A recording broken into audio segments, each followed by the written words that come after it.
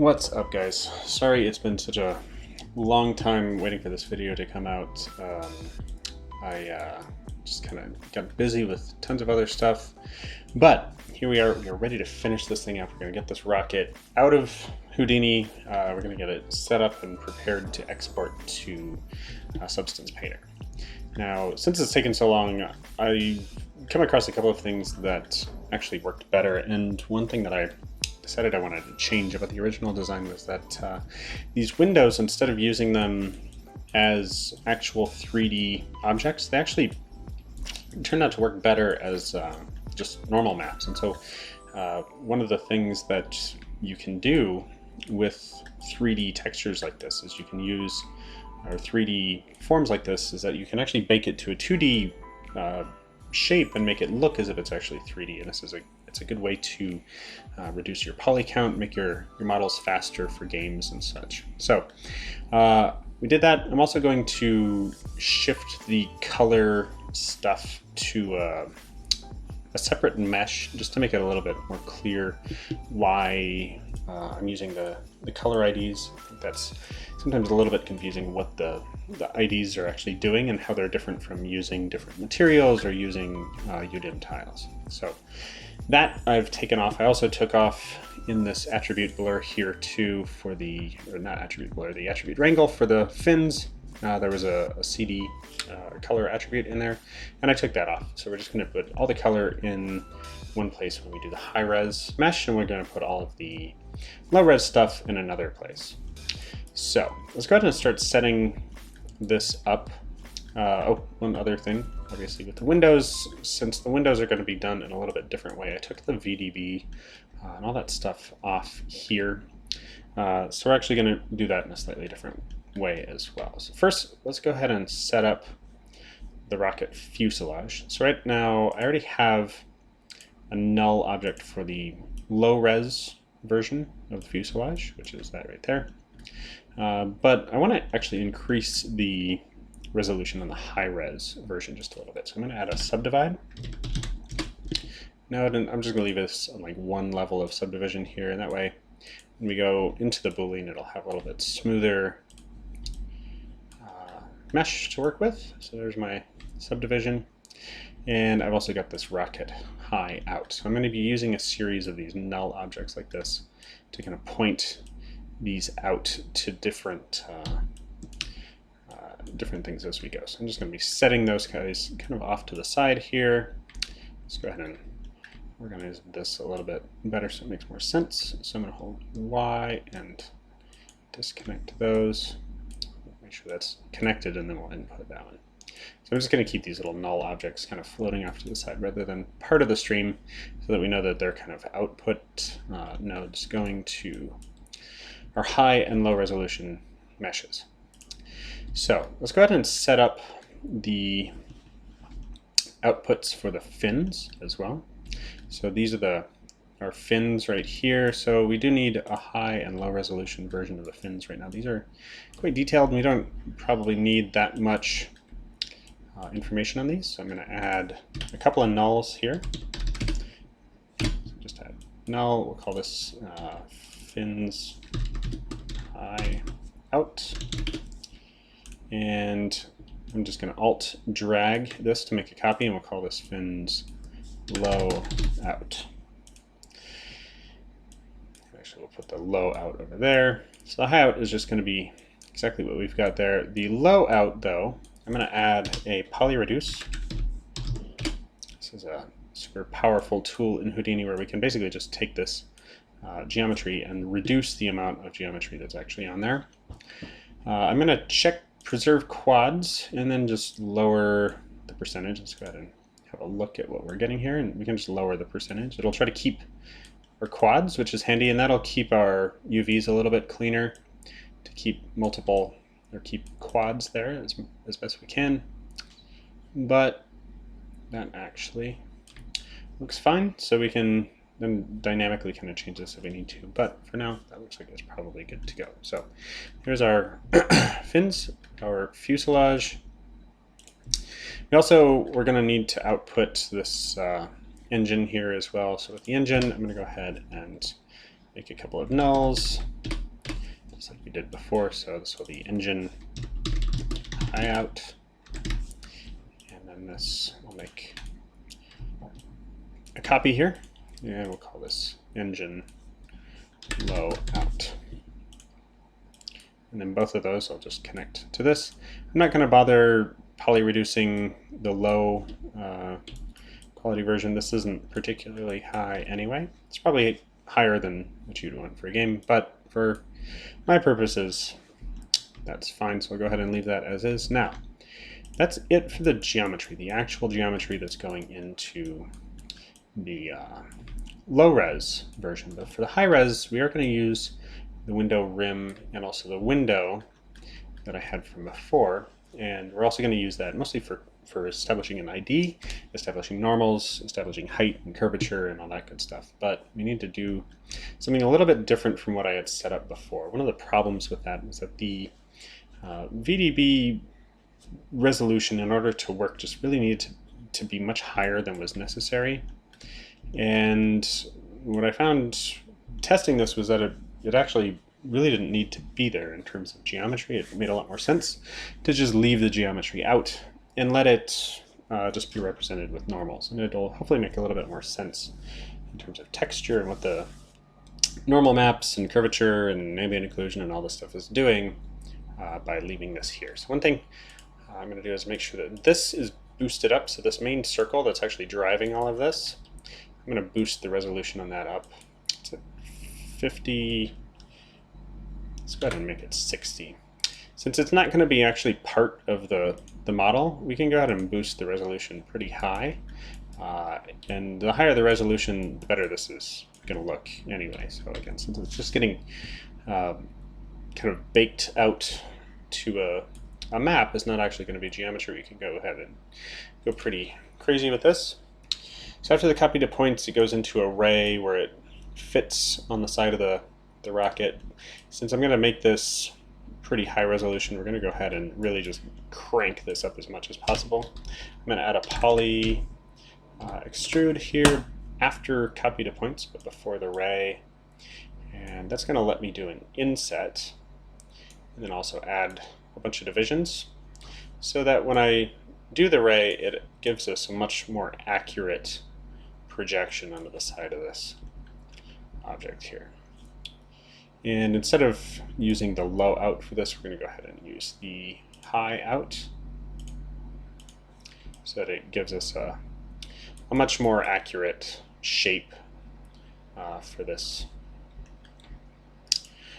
circle. Let's go ahead and bring the inset in all the way, and then I'm just going to add a fuse to this to make sure that the central point there is actually fused. It's actually attached there. All right. So now we've got that, and if we need to later, we can increase the number of divisions on this inset. But for now, after the ray, I'm going to add another poly extrude,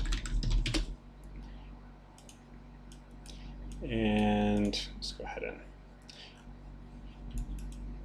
have a look at this. So we're going to bring this out just a little bit, and I'm not going to do much with this just now. What I do want to do though is set up output back and make sure that a group is made for the back. So we'll set output back and extrude the back group. We're also going to make another poly extrude, and this time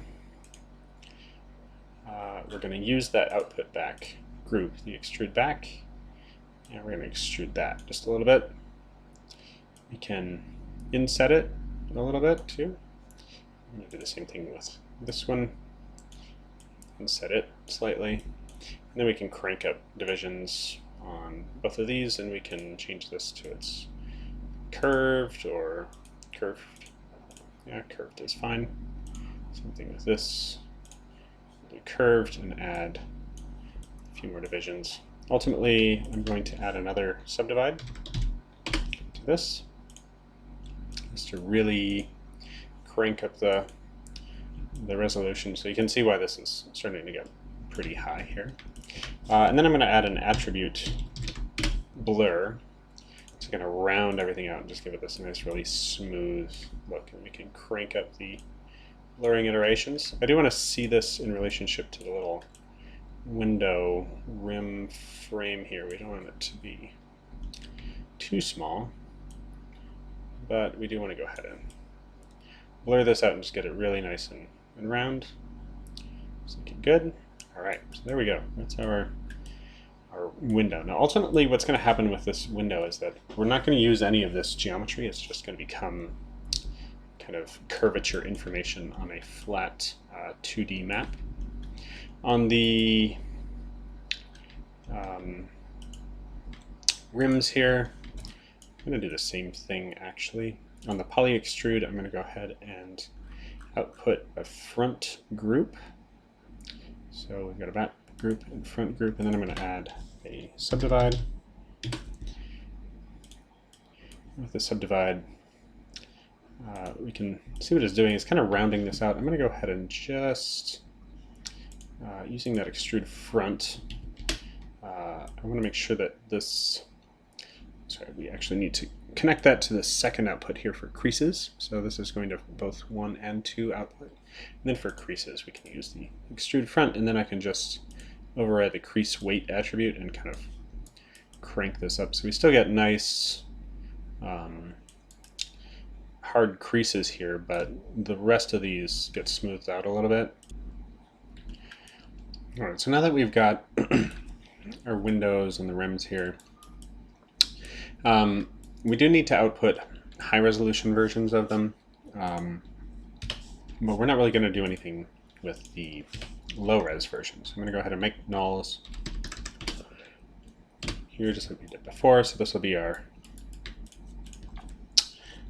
rim high out, and we'll copy that. We'll call that the low out.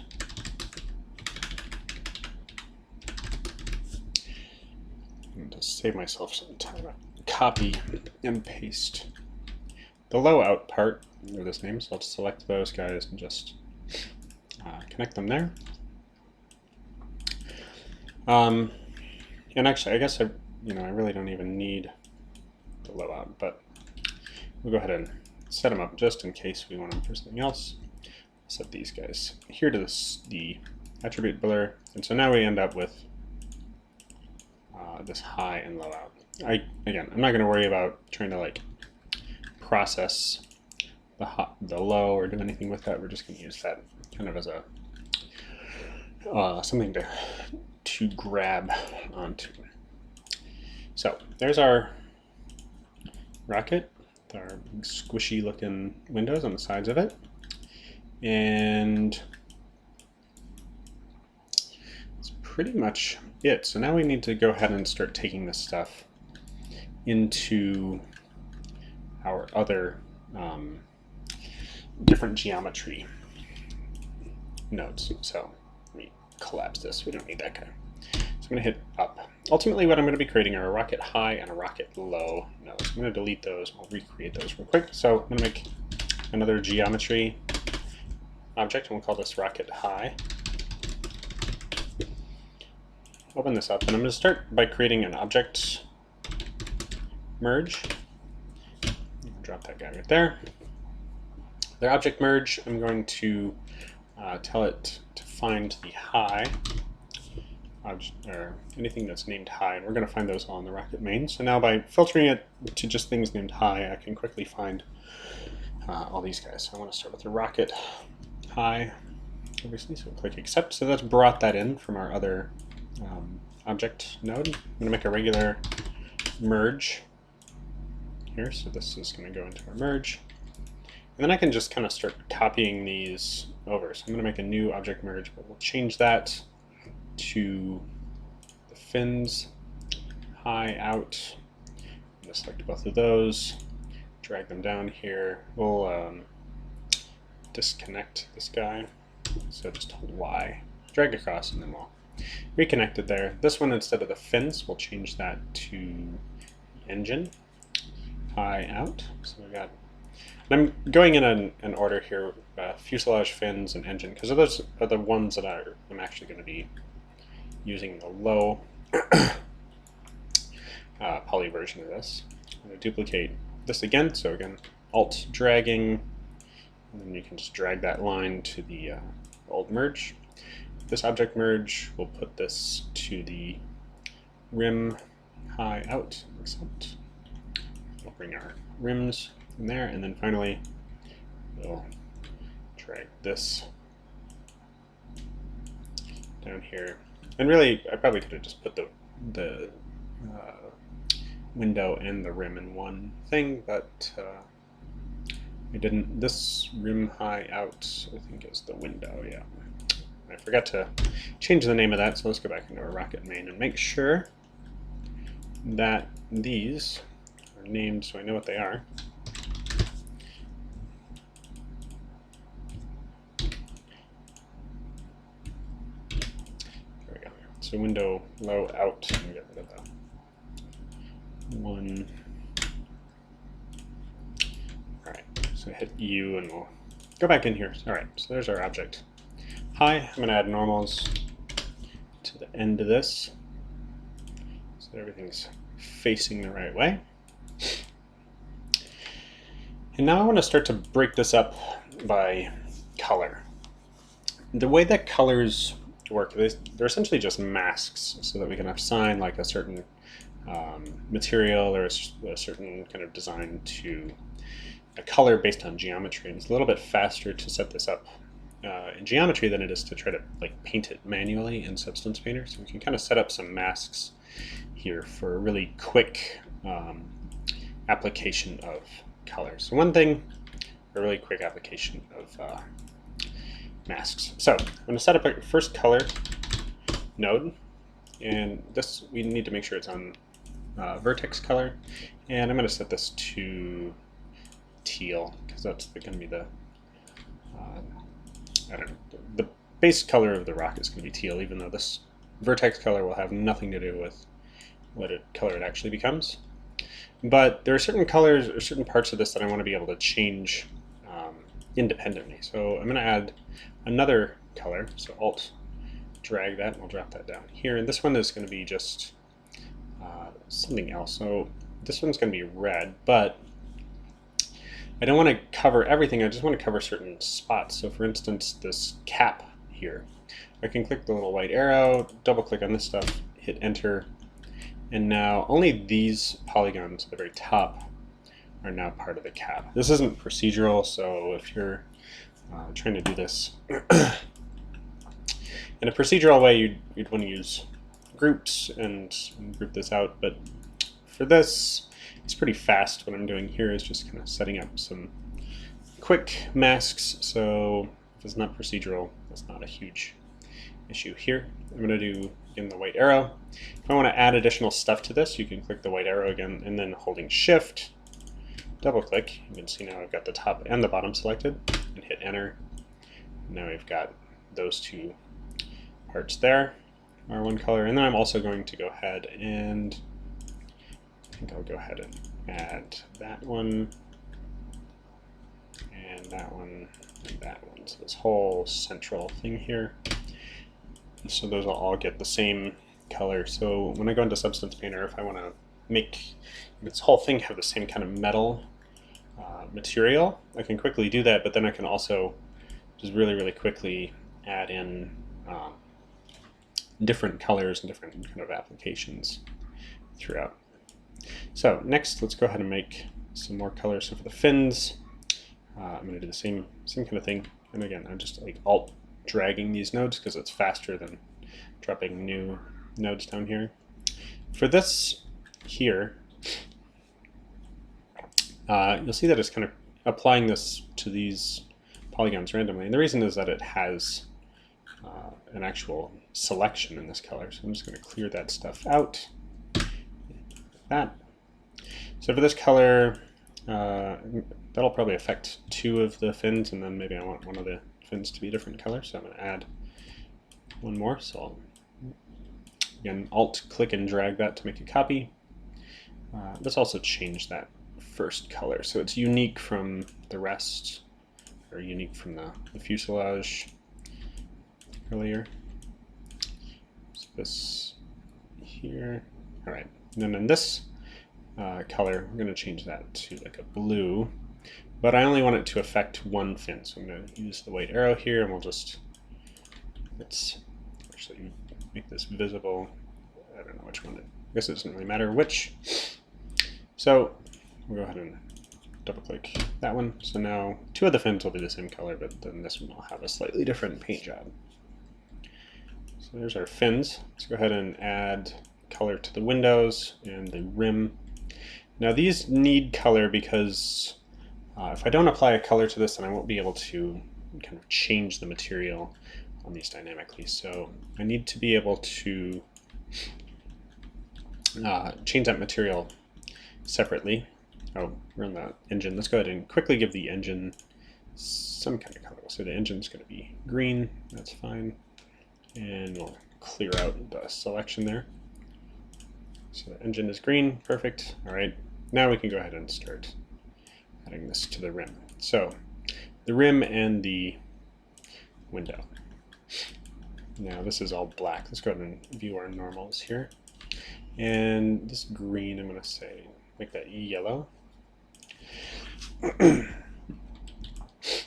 So when we go into the low res mesh, we're not going to have any of this geometry, but we do want to go ahead and have the color here so that we can apply a different color material, and especially for the glass, because we'll want to have a very different kind of shader for the glass.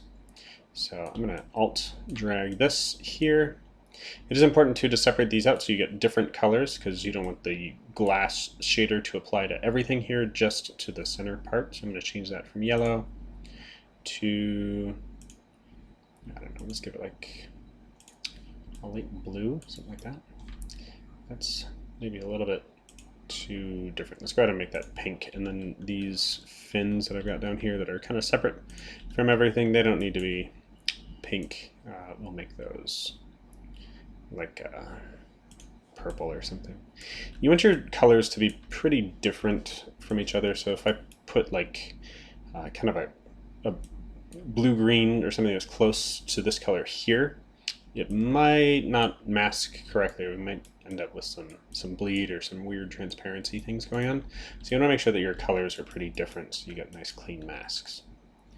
So there's our high-res version. I'm going to go ahead and save this and make sure that the normal output is there and is visible. And that's our high-res version. Perfect.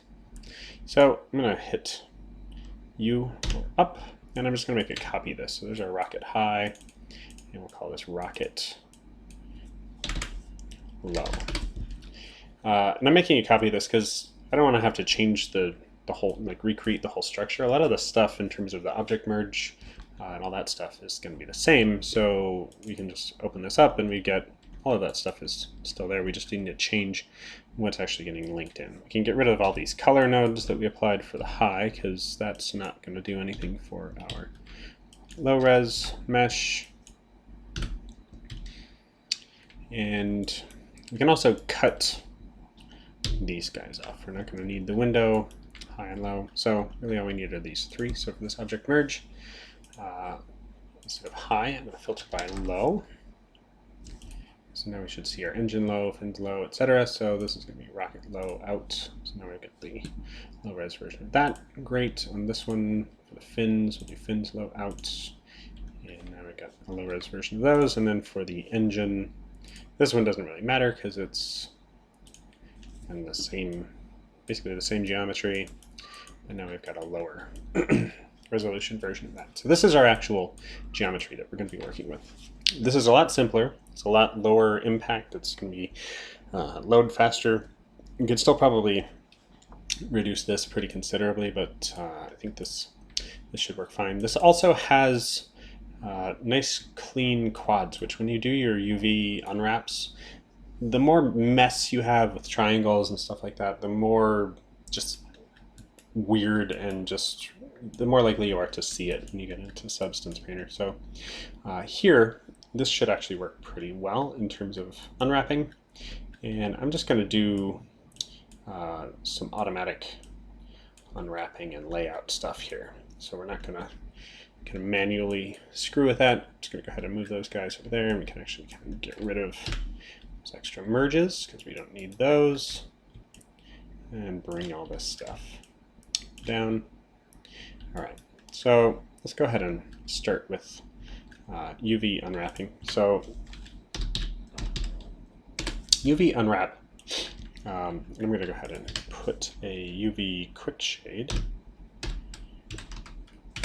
down here so we can see what it's doing. But UV unwrap basically unwraps and flattens this out so we get a projection of a two-dimensional image on this 3D surface. UV unwrap works pretty well in terms of distortion, which is the biggest thing we need to worry about in Substance Painter, is not having things distorted, but it doesn't work great in terms of seams. It gets a lot of extra seams that we may or may not need. We can go through and kind of tweak how this works, and I'm going to go ahead and set up two-sided view so we can actually see what this looks like. So we got our 3D, and then in this viewport I'm going to do spacebar 5 so we can actually see the UVs it's creating. So those are our UVs. It's got the bottom, it's got the top, and it's got our kind of 4 sides that it's applying this to. We can change the number of planes, so we could do 6 planes or 4 planes, but the fewer planes you have, the more distortion you're going to get, and things like this where it's curved like that, it's definitely going to cause a problem. So ideally with 6 planes we shouldn't have too much of that. We can add even more planes though. If we want like 8 planes, then we start to divide things up and we start to get more seams. So I'm just going to leave this at the default. We're not going to worry about the spacing and stuff in here because we're going to be using a UV layout for that.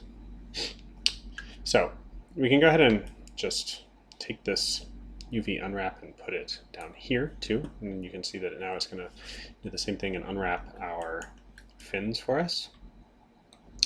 But I think I want to separate these out a little bit just to be able to see kind of how this works in terms of different textures if you want to use UDIM tiles. And in terms of baking, when you bake everything together and it's all on one tile, then you run the risk of things kind of overlapping and the bake kind of blurring stuff out, especially your IDs and your normals, and kind of weird stuff going on. So what I like to do with this is I'm going to go ahead and set the UV unwrap on the fuselage. I'm just going to copy, just alt drag that out to my fins and alt drag it out to the engine here. But you can see everything's kind of overlapped and it's kind of a mess, so that's not really ideal. So what we want to do is also do a UV layout for each of these. So I'm going to do UV layout. If we drop this guy down here, the UV layout is going to let us change the orientation and get a little bit kind of more efficient use of our space. So UV layout right now, the coverage is just 54%. I'm going to change this to, instead of by island symmetry, we'll do by position in 3D. And at least for this first one, for the fuselage, we'll leave this on tile 1. Now we can mess with this a little bit, but for the most part this actually is probably fine just like this. What we do need to do though is add some layout nodes for these other things that we've got, like the fins. So let's actually, it looks like I took the UV unwrap off of my fins there. So I'm going to alt click and drag the UV layout here over to the fins. Now when we do the layout, you can kind of see the difference between these. It's kind of blowing these up and it's lining them up in a more efficient way, but they're also overlapping with our fuselage UVs. And so what we need to do is we need to offset these. This is the issue. If you've got everything kind of on one tile, then it can cause some issues with your bake. And this is also just a little bit faster than trying to create materials and link all the materials to it to have those go in to Substance Painter. So it gives us a cleaner bake, and then it also lets us set up our materials per UDIM tile rather than creating materials in here that we have to then kind of move over. So it's just a little bit more streamlined, I think. So with this UV layout, what I'm going to do is scroll down here. Instead of packing into rectangles, I'm going to pack to UDIM tiles, and we're going to check this little box for UDIM tiles. We're going to change that to tile 2, so you can see it's kind of offset this a little bit. One thing you also want to be careful of with the unwrap is that you want to make sure that padding between islands and target boundary is turned on. If you don't have that turned on, it might make your UVs too close to the edge like that, and then you'll end up with some issues. So just make sure that your padding is not only just between the UVs themselves, but also between the edges. So there's our tile there. That's pretty decently efficient. Then I'm going to Alt-click and drag this down here. Now this is going to give us different textile density on different parts of the mesh. You can scale these manually if you're worried about maintaining kind of a consistent textile density. Make sure that they're not getting too large. But in my case, I'm just going to go ahead and leave this as is to make sure it's nice and fast and efficient. And I'm also going to move these engine UVs over to the right here. So then we've got all of our UVs laid out, ready to go. And you can tell the textile density of these based on how large these grids are. If the grid's real small like that, that means it's going to get a lot of resolution. Whereas if it's much larger like this on the fuselage, then it's not getting a whole lot of resolution. So just be aware of that. So we'll go ahead and delete this UV quick shade. Let's go ahead and export this. So when we export this, we're going to get these FBX files. I'm going to go ahead and delete all of these guys. And I'll show you what ultimately we're going to get that we can output to Painter. There is one big caveat though with exporting, and that is if you're using the free Apprentice version of Substance or of Houdini, you can't export FBX from the file menu. If you want to export from Apprentice, this is what you'll do. You'll inside your geometry object here, not at the object level, but inside the geometry, we're going to add a file node, and file nodes can be used for either importing FBX and objects or for exporting. In this case, we're going to be exporting. So now that this is connected, I'm going to change that from read to write files. And instead of default.bgeo, we're going to tell it where we want to go. I have this folder set up for exports, and we'll just call this the Apprentice test. Accept that, and I also want to make sure that it gets the .obj extension. So it's going to write that file. We can reload the geometry, and it should write out a file. Let's make sure that it's going to the right place here too.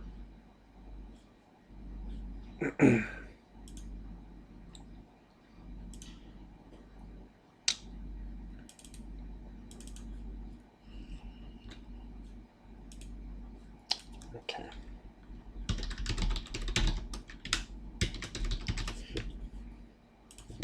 All right, so now we've got it going to the right place. Make sure again that it's set to obj for the object type. Go in here.